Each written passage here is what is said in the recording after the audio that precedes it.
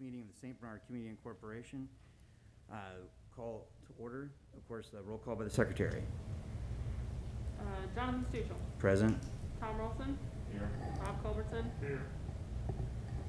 Joe Brickler. Peggy Brickway.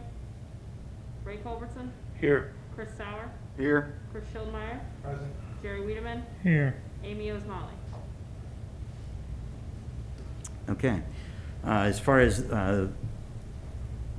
the reading of the minutes, is there a motion to dispense with the reading of the minutes, or are there any corrections to the minutes as presented?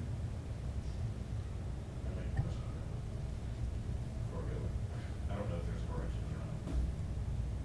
There should be at least one correction. There was one, yeah, one open-ended item on You guys that. look at, and Bob, it's, put down the spot here. I think we were supposed to get the exact dollar figure for the meeting. So the exact dollar figure last month was $519,398.82. Is there a motion to accept the corrected? I'll make a motion to accept the correction. I'll second that.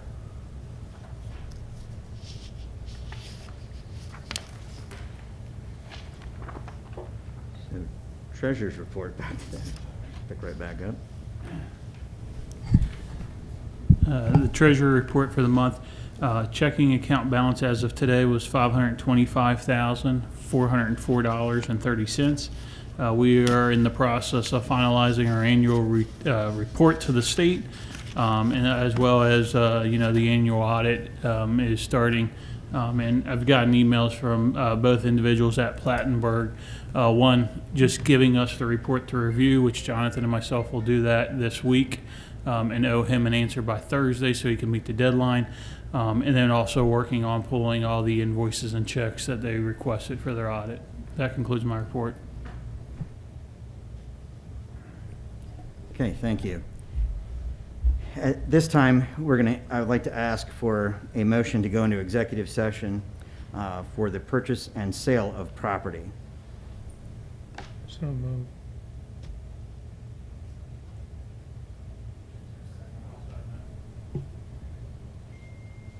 Okay. Motion to go into an executive session for the purchase and sale of property. It's on, my mask is just too thick. Jonathan? Yes. Tom? Bob? Yes. Joe? No, not here, sorry. Ray? Yes.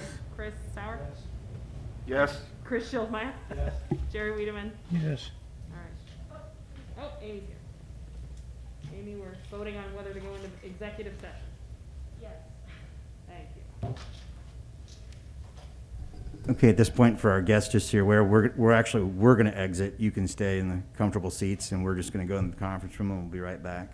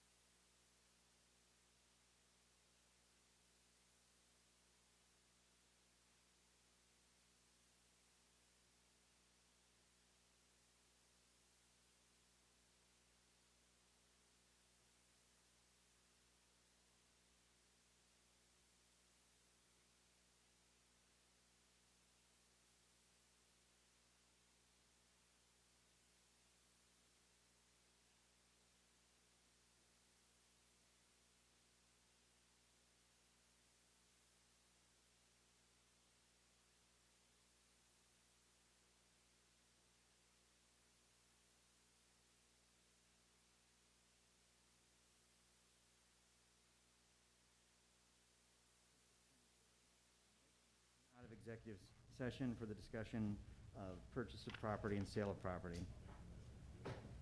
Second. Okay. Is there a second? Second. Sorry. Okay. Back to our regularly scheduled action items. I guess we need to vote on that. Apologize. On the motion to come out of executive session, Jonathan? Yes. Tom? Yes. Bob? Yes. Ray? Yes. Chris Sauer? Yes. Chris Schildmeyer? Yes. Gary Wiedemann? Yes. Amy Wiesmann? Yes. Okay, back to our regularly scheduled action items. Under purchase of property, currently the CIC is seeking a bid or an estimate for roof repair and other items per the inspection of the proposed property that the CIC is interested in purchasing. That is being scheduled for Thursday.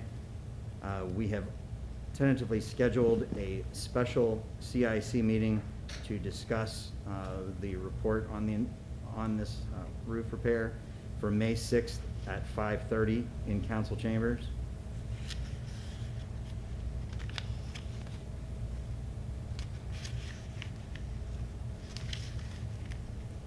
Okay.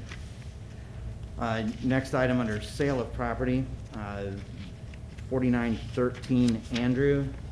There were two final candidates, and if I could, I'm going to actually turn that over to Taylor just for a brief review, and I don't know if you need this or not.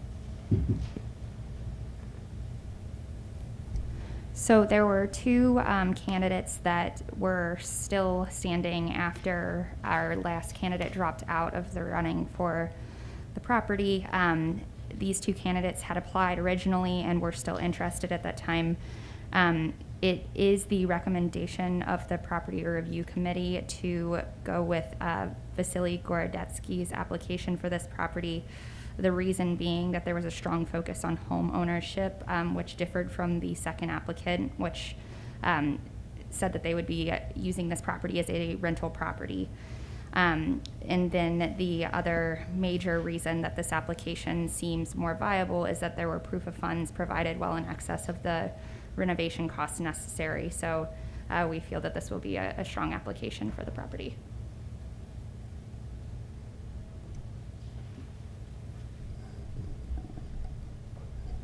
At this point, would there be a motion to accept the proposed application of the successful applicant for the purchase of 4913 Andrew?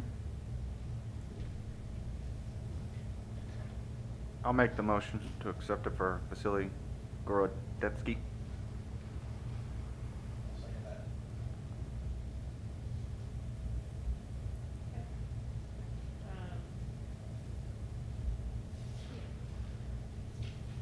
On the motion to sell 4913 Andrew to Vasily Gorodetsky, Jonathan? Yes. Tom? I abstain.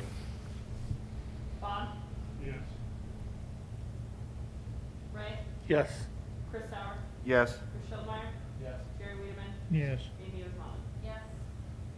Motion passed.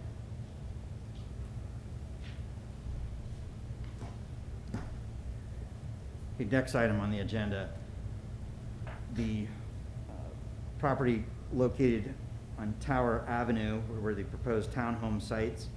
At this point, there is a proposal from the builder to be relieved from this project, seeking the reimbursement of funds that were spent for excessive excavation costs and materials utilized to fill a void that was discovered during the construction process.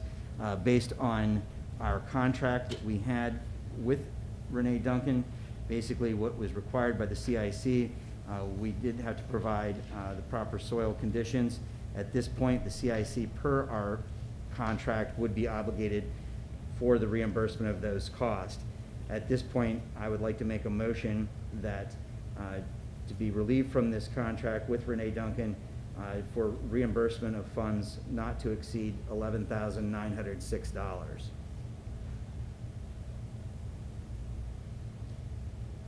is there a motion from the board to reimburse Renee Duncan in not to exceed the amount of $11,906 to be relieved from that contract? I'll make that motion. I'll second that. I'm sorry, where did the second come from? Chris, thank you. Okay. Right. On the motion to release Renee Duncan from the contract for a payment not to exceed $11,906, Jonathan? Yes. Tom? Yes. Bob? Yes. Ray? Yes. Chris Sauer? Yes. Chris Schildmeyer? Yes. Jerry Wiedemann? Yes. Amy Usma? Yes. At this point, I'm actually going to call on Taylor again just to give kind of a brief explanation of where we are with the shopping center and the proposed RFQ that would be put out.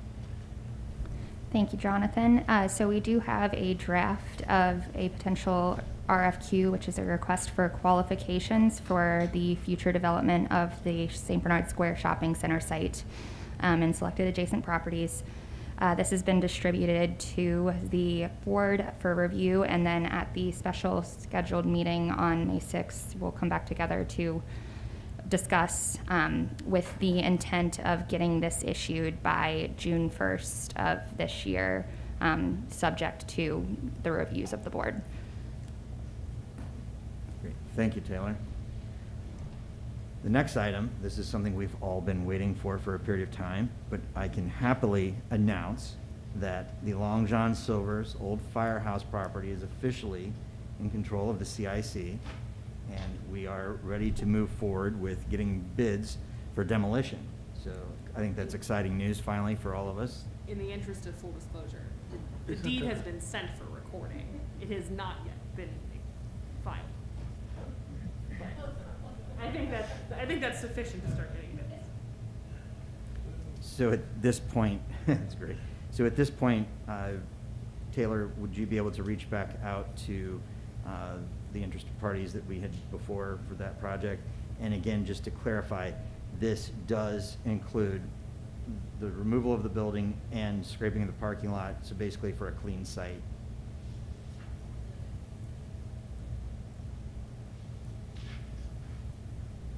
And while we're on the subject of the Long John Silver's building itself, we are still in the process of receiving bids for an asbestos report that we can get before the demo process takes place. Next item on the agenda, under property maintenance. Currently, we have another issue with the Dollar General roof. Basically, at this point, the proposed roofing contractor that's going to be looking at the roofing issues that we're having with the proposed building for purchase is also going to be going forward to look at the Dollar General roof. At this point, I don't know if we want to put a motion on the floor to go ahead and approve repairs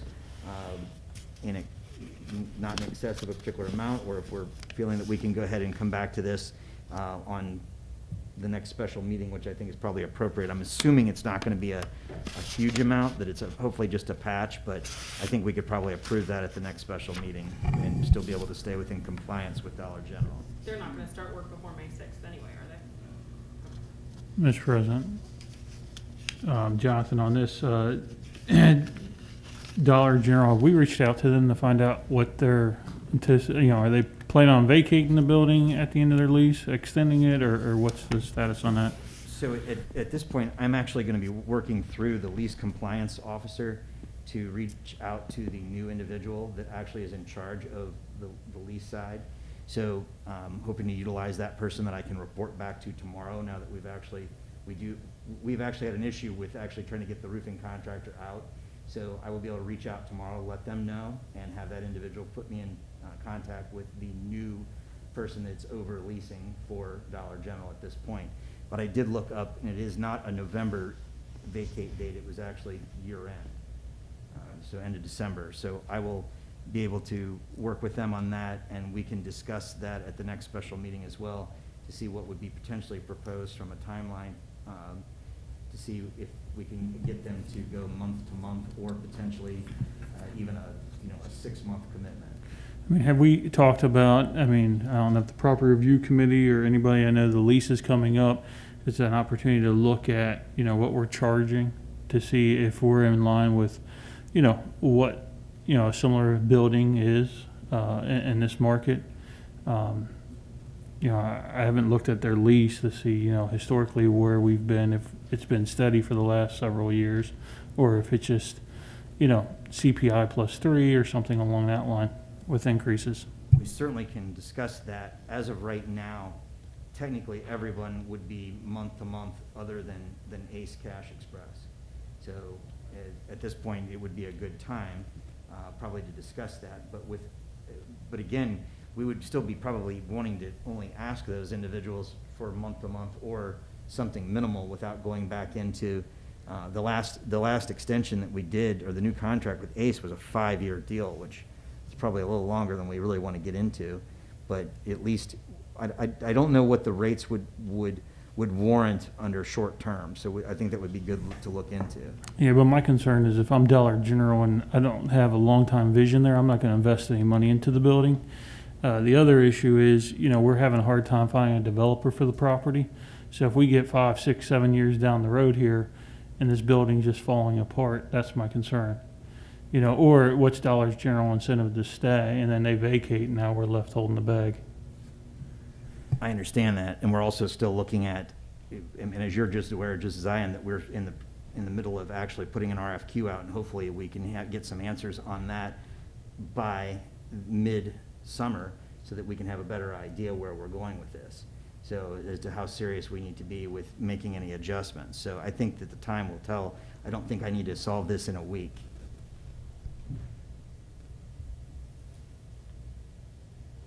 While we're actually on property maintenance, there is one item that I need to add to this.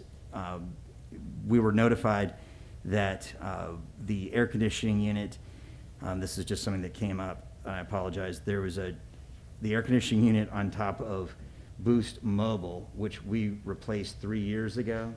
The compressor blew up, basically. So the compressor is under warranty, but apparently the labor and the Freon is not. So that is going to potentially cost us roughly $1,000 to have that portion out. Now there is, and to go back to some of what Bob's point of touching on, we actually, their lease does call for them to pay for the first $500. So we will be able to at least recover some of that cost, but I don't think we have much of a choice. So they are in the process of ordering the new compressor for that.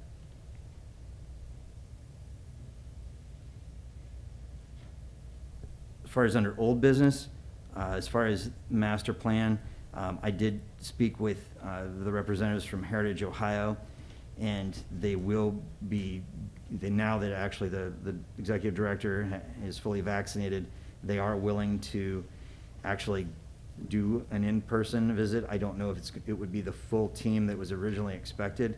At this point, I wouldn't really be able to even do anything with it until, honestly, fall at this point, trying to schedule such a thing.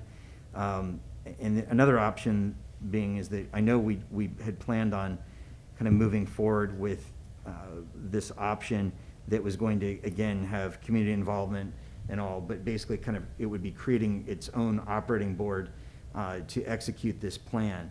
One of the issues at this point, whether or not we would have difficulty getting the same individuals to make the commitment, or whether or not we would be more well-suited in looking at a potential other option that would be driven more and actually organized more by an outside organization, or whether or not we want to continue looking at this route, or whether we want to table it for a period of time.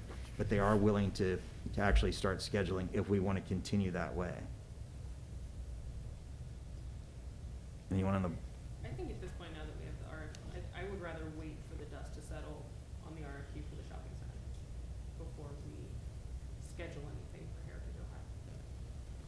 Because I think with a clearer vision of what's gonna happen at the end of Vine Street, it's a lot easier to come up with a picture for the rest of Vine Street. Okay. And to kind of add to that, one of the things that we've talked about in the request for qualifications is asking that there is community engagement around that site. So we'll ideally be getting that through this process. Okay, so at this point, I'll let the executive director know that we're just kind of tabling that for a short period of time, and we'll circle back and try to work at making a schedule for either later in the year, if not, maybe even early next year. As far as another item under old business, the Go Vibrant walking routes, I would still be interested in, if they're willing to come back to do a in-person presentation, I would still like to hear about that. I think that's still a worthwhile plan for St. Bernard, trying to create more of a walking community and trying to actually connect us with other routes within Cincinnati. Would the board still be open to hearing their presentation if she's willing to do an in-person visit now that we're kind of out of the? All right. Yes. As far as under open discussion, additional agenda items, we've been having some obvious issues in the community as far as parking. I know that some of this is going to subside within the next month just based on school ending, but I would want to maybe look at the idea, depending on where we are, time commitment, and as far as if we do get an MOU with a developer, but I think there may be some potential need if the parking lot at the shopping center is available in some capacity to be able to provide some overflow for some of the additional contractor employee parkings and potentially even teacher parking. I'm not saying an excessive amount, but I would come back to the board and ask if that would potentially be an option if we needed to find some potential outlet. But again, right now that school is winding down, but there have been some major issues between trying to provide adequate space for parents to pick up and drop off their children at both the high school and the elementary school. So it's created a little bit of an issue here lately. So we may want to look at that idea and see if it is a remote possibility, as a community partner, to be able to provide some space for a controlled period of time.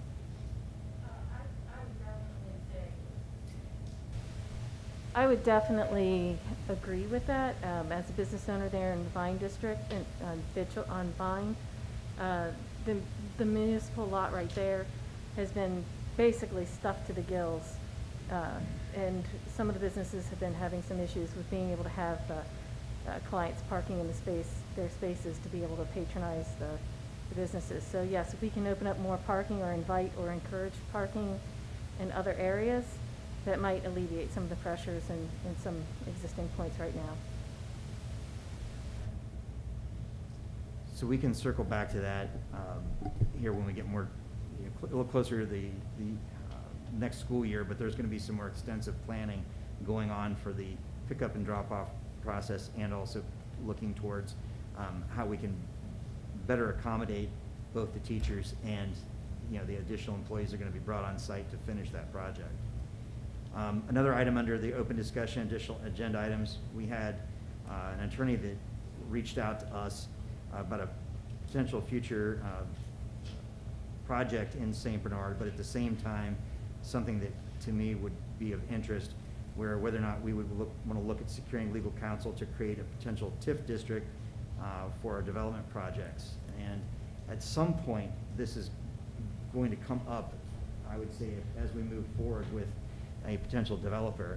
And I was going to actually ask Taylor what her opinion on that would be, but whether or not it would be premature to look at having those discussions with someone that could guide us through that, or whether or not we wait as we get farther in. But I know there'll be some questions coming forward as to what maybe could be provided. Taylor, not to cut you off, but I think it's the CIC can play a role, but I really think that's something that the village is a separate municipal entity, I think, needs to spearhead rather than us engaging, frankly.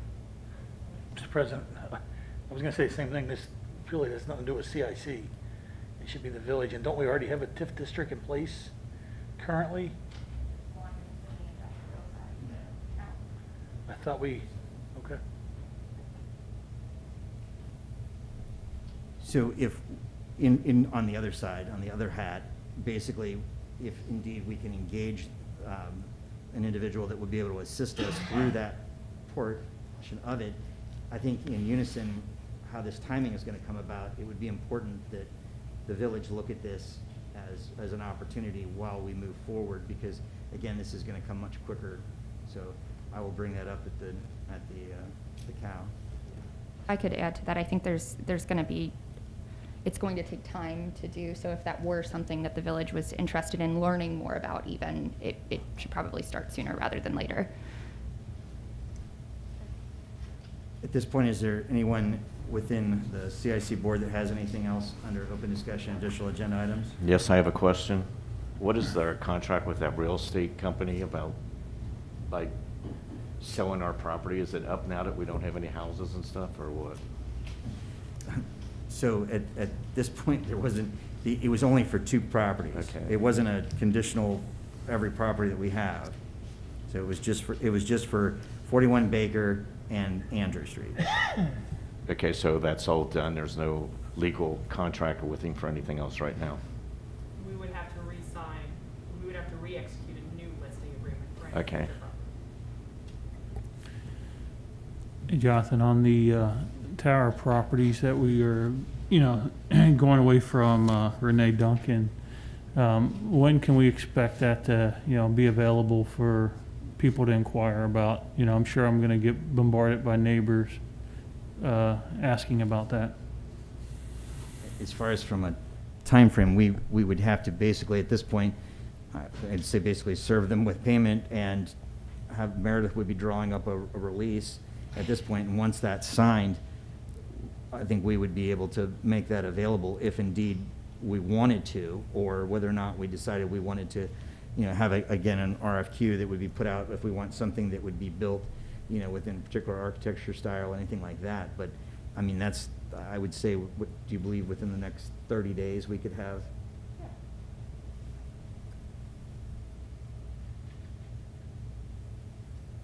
Anything else from the board before we open up to anyone in the audience? Anyone in the audience have anything? Yes, sir. Is this on? Yeah. So I'm Gil Patton from I Am Coffee, for those who don't know me. I just want to let you know that we are progressing. It's been very slow, but we actually got our building permit to go ahead and start finishing the project, so we should be moving forward. We're still having some issues finding plumbing contractors and electrical contractors. It is really tough out there to find people on small jobs. So if anybody's got any suggestions, we're talking to people almost every day this week, they come, they look, they don't call back. So we're working on it, we're getting there. And also I just wanted to mention on the TIF, I live up in the College Hill area right now, and I know they've done a lot with their redevelopment corporation up there. There's some good people to talk to there. They've been using the TIF very successfully to create the new developments that they've got going on. They finished one that's, 3 or 4 stories tall, and they're building one at Hamilton and North Bend. That's the old Wigwam building and the Kroger there. It's huge. So they may have some ideas, and those people are really passionate. That's all I got. All right, perfect, thank you. At this point, again, as a reminder, as of right now, there will be a special meeting of the CIC on May 6th at 5:30, and then the next regularly scheduled meeting will be May 25th at 6 p.m. here in council chambers. Is there a motion to adjourn? I'll second it.